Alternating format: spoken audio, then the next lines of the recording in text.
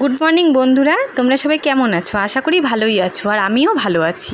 আর আমরা সবাই বাড়ির সবাই ভালো আছি। শিখা হাউস ওয়াইফে তোমাদের সবাইকে ওয়েলকাম।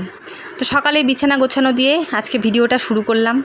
এই তো দৌড়াদৌড়ি করে কাজ করতে হচ্ছে। এখন মেয়ে তো স্কুলে গেল, মেয়েকে স্কুলে পাঠিয়ে দিয়ে তারপরে যে বিছানাটা গুছোতে আসলাম, কারণ তার আগে তো কোনো কাজ করতে পারি না, জানোই কি তাড়াহুড়ো লাগে। মেয়ের পরীক্ষা শুরু হয়ে গেছে, মেয়েকে স্কুলে পাঠিয়ে দিলাম, ও চলে গেল, তারপরে ঘরের কাজকর্ম এখন আস্তে আস্তে করব। এবার সারাদিন দেখো আমি কী কাজ করি, তোমরা দেখতে থাকো। আর কাজকর্ম তো আর শেষ নেই, চলতেই থাকে। এটা কিন্তু সকালের চা খাওয়া না, কিন্তু জানো এটা কিন্তু আমি মেয়েকে স্কুল পাঠানোর আগে আমি সকালে চা খেয়েছি। জানোই তো সকালে মেয়েকে স্কুল পাঠানোর সময় চা খাওয়া তো তাড়াহুড়া হয়ে যায়। ওই চা খাওয়াটা আমার ভালো লাগে না, এত তাড়াহুড়ো করে চা খাই না। ওই জন্য পরে একটু কাজ সেরে নিয়ে তারপরে একটু চা নিয়ে বসলাম। ভালো লাগছে না, এত নেশা লেগে গেছে না, মনে হচ্ছে একটু চা খেয়ে নিই, তারপরে বাকি কাজগুলো করব। তো অল্প একটু চা বানিয়েছিলাম, একটু বানিয়ে নিয়ে ভাবলাম যে একটু খেয়ে নিই, তারপরে বাকি কাজগুলো করব। অনেক কাজ পড়ে আছে জানো, রান্না বাড়ি ঘর মোছা, পুজো দেওয়া, আমার মাথা না পাগল লাগছে যে কখন এগুলো শেষ করব। আবার আজকে যেহেতু মেয়ের পরীক্ষা, ও তাড়াতাড়ি চলে আসবে, একসাথে দুপুরে দুজনে খেতে পারবো, কিন্তু রান্নাটা তো আমাকে শেষ করতে হবে, না হলে তো মেয়ে এসে হয়তো খিদে পেয়ে যেতেও পারে। সকালে স্কুল যাওয়ার সময় তো বেশি খেতে পারে না, অল্প একটু খেয়ে যায়। তার মধ্যে কদিন থেকে শরীরটাও জানোই তো তোমরা যে শরীরটা একদমই ভালো না।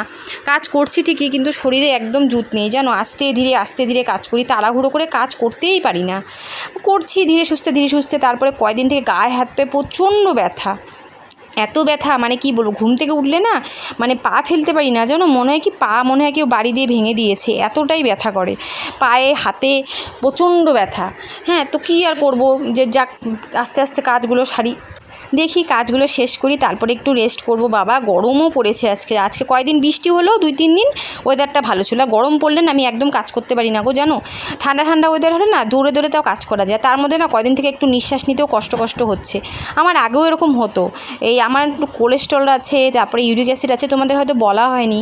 তো ওগুলোর জন্য আমার একটু অসুবিধা হয়, গায়ে হাত পায়ে ব্যথা হয়। ইউরিক অ্যাসিড থাকলে জানোই তো গায়ে হাত পায়ে ব্যথা হয়। কোলেস্ট্রলটা ভালোই হাই ছিল, এখন একটু কম আছে যদিও, তাও না কয়দিন থেকে একটু শ্বাসকষ্ট হচ্ছে। তো ওই জন্য দেখি কি রিপোর্টে কি আসে না আসে, পরে তোমাদের সবটাই জানাবো। তো দেখো এই যে ডাল বসিয়ে দিয়েছি, আর কি রান্না করবো তোমাদেরকে তো অবশ্যই দেখাবো। হয়তো রান্নাটা দেখাতে পারবো কি না জানি না, জানোই তো আজকে মেয়ে নেই, একাই ক্যামেরা ধরে আমাকে ভিডিও করতে হচ্ছে। মেয়ে থাকলে তো ক্যামেরাটা ধরে দেয়, আমার সুবিধা হয়। তো আজকে যেহেতু মেয়ে নেই, আর মুসুরির ডাল ছাড়া আমাদের তো কোনো উপায় নেই, জানোই তো আমাদের তো গ্যাসের প্রবলেম, অন্য ডাল তো খেতেও পারি না। মুসুরির ডালটা ভালোও লাগে, লেবু টেবু দিয়ে খেতে না খুব ভালো লাগে। তারপরে আস্তে ধীরে এখন রান্নাগুলো তাড়াতাড়ি করে শেষ করব। আর না আজকে কাঁচা ধোয়াও করেছি অনেকগুলো, ভালো লাগে না গো সবসময় না কাজ একদম ভালো লাগে না। মনে হচ্ছে কি যে আজকে সারাদিন একটু শুয়ে থাকি। বললাম না শরীরটা একদমই জুত নেই কয়দিন থেকে, কোনো কাজ করতে ইচ্ছা করে না, এনার্জি পাই না। সারাদিন শরীরটা ঝিমানো লাগে, মাথাটা ঘুরায়। খাচ্ছিও কিন্তু জানো, আর মুখে না মেন কথা, মুখে একদম রুচি নেই। তো ওই জন্য খাওয়া দাওয়াটাও না ঠিকঠাক হচ্ছে না, পেট ভরে যে খাবো ভাতটা সেটাও খেতে পারছি না। বেশি পেট ভরে খেলে না অস্বস্তি হয়। তাও চেষ্টা করি যতটা পারি খাবো, কারণ না খেলে তো চলবো কেমন করে বলো। আমাদের তো আর করার কেউ নেই, আমাকেই তো সবটা করতে হয়। তার মধ্যে মেয়ের এখন কয়েকদিন পরীক্ষা চলবে, আমাকে তো সুস্থ থাকতেই হবে যেভাবেই হোক, কষ্ট করে হলেও। এই দেখো কি রান্না করেছি তোমাদেরকে দেখিয়ে দিলাম। ভাত করেছি, আর ভাত তো করতেই হবে জানোই। আর এটা হচ্ছে ডাঁটা শাকগুলো থাকে না, ওগুলো ভাজা করেছি, মুসুর ডাল করছি, আর করেছি ডিমের কারি। একদম মাখা করে করেছি আজকে, একদম শুকনো করে করেছি, যেহেতু ডাল আছে ওই জন্য একদম শুকনো করে করেছি। তারপরে তো রান্নাবাড়ি শেষ করব, তারপরে কত কাজ পড়েছে ওগুলো পরে করব, আস্তে ধীরে করে। স্নানটা আজকে একটু দেরি করেই করবো, পুজো দেওয়া আছে যেন, মাথায় বহুত চাপ আছে আমার। তো বন্ধুরা রান্নাবাড়ি কাজকর্ম সব শেষ করে এখন এসে একটু ফ্যানের নিচে বসলাম। এত গরম, এখন আমি স্নান করতে পারবো না, রান্নাবাড়ি শেষ করে গরমে না আর পারছি না। আর তোমরা দেখলেই তো কী রান্না করেছি। কার খেতে ইচ্ছা করছে দেখে বলো, চলে আসো, তাহলে আসো আমাদের বাড়িতে খেয়ে যাও এসে। আর কি বলবো, এখন গরমে মনে হচ্ছে যে একটু বসে আধা ঘন্টা মনে হয় বসতে হবে। এখন ফ্যানের নিচে একটু বসবো, তারপরে স্নান করবো, তারপরে পুজো দেওয়া আছে। মেয়ে যেহেতু স্কুলে গেছে, মেয়ের পরীক্ষা চলছে, তো মেয়ে থাকলে তো মেয়েই পুজো দেয়, তো আজকে আমাকে পুজো দিতে হবে। এবার আমি স্নান টান করবো, পুজো দেবো, মেয়ে আসলে একসাথে দুজনে ভাত খাবো। চলে আসবে মেয়ে তাড়াতাড়ি, পরীক্ষা তো তাড়াতাড়ি ছুটি হয়ে যাবে। তো বন্ধুরা তোমাদের সাথে কিছু কথা আমার বলার আছে, যেহেতু তোমরা আমার পরিবার। এবার তোমাদের তো সব কিছু জানার অধিকার আছে, খারাপ কিছু জানার অধিকার আছে, ভালো কিছুও জানার অধিকার আছে। তো তোমাদের সাথে কিছু কথা আমি আজকে শেয়ার করব। যেটা হচ্ছে মাঝখানে তোমাদের বলছিলাম না যে আমার শরীরটা ভালো যাচ্ছে না কিছু প্রবলেম হচ্ছিলো, এই গায়ে হাতে প্রচণ্ড ব্যথা, তারপরে শ্বাস নিতে কষ্ট হচ্ছিলো প্রচণ্ড। এর আগে আমি গ্যাসের জন্য ডাক্তার দেখিয়েছিলাম, তখন আমাকে এই শ্বাস নিতে কষ্ট, তখনও ওরকম হতো, শ্বাস নিতে কষ্ট হতো। তখন ডাক্তার আমাকে ইকো করতে দিয়েছিল। ইকো তো তোমরা জানো, ইকো মানে কি, এই বুকের একটা টেস্ট আর কি, হার্ট ঠিক আছে কিনা। তো সেটা করেছিলাম, তো কিছু নেই, আমার ইসিজি করা হয়েছে, সব এক্সরে সব করা হয়েছে, কিচ্ছু নেই আমার হার্টে। তো এটা গ্যাসের থেকে হয় আমার সঙ্গে। তা আর একটা কারণে হয়, সেটা হচ্ছে কোলেস্ট্রল বাড়লে এরকম শ্বাসকষ্ট হয়। কোলেস্ট্রল কিন্তু আমার আছে, মানে আগেও ছিল কোলেস্ট্রল, আর ইউরিক অ্যাসিডও আমার ছিল, তো সেটা মাঝখানে একদমই কমে গেছিলো। তো আবার দেখি এরকম ব্যথা হচ্ছে হাতে পায়ে গায়ে, প্রচণ্ড গিটে ব্যথা, তারপরে শ্বাস নিতে কষ্ট হচ্ছে। কোলেস্ট্রল হলে তো এরকম হয়, তাই আমি ভাবলাম কি জানি আবার কোলেস্ট্রলটা বেড়েছে কি না জানি না। আগে তো আমি সেই মোটাসোটা ছিলাম, এখন তো একদম রোগা হয়ে গেছি, ওয়েটও কমে গেছে অনেক।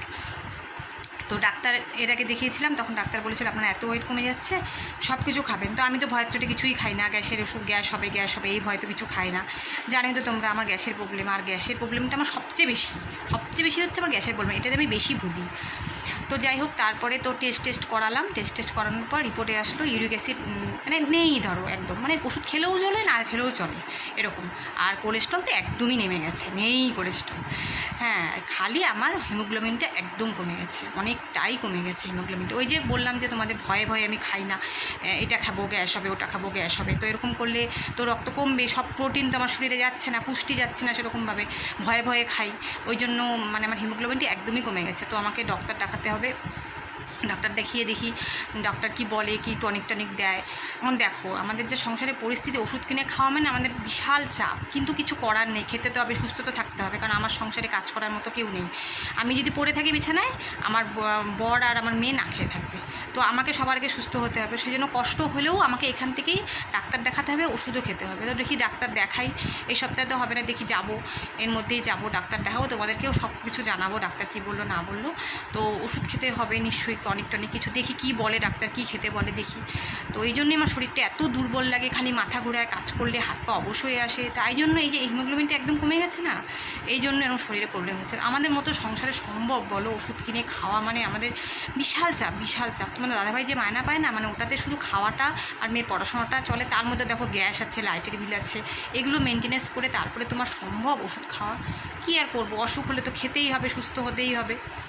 ঠিক আছে বন্ধুরা, আজকের মতো ভিডিওটা এতটুকুই তোমাদেরকে জানালাম, কারণ তোমাদেরকে সব কিছু জানাই, তোমাদের জানার অধিকার আছে, সেজন্য তোমাদেরকে জানালাম, তোমরা তো আমার পরিবার। তো এরপর ডাক্তার দেখিয়ে আসি, দেখি ডাক্তার কী বলে, তোমাদের সেটাও জানাবো। ঠিক আছে বন্ধুরা, আজকের ভিডিওটা এতটুকুই। নেক্সট কোনো ভিডিওতে আবার তোমাদের সাথে দেখা হচ্ছে, ততক্ষণ সবাই ভালো থেকো, সুস্থ থেকো।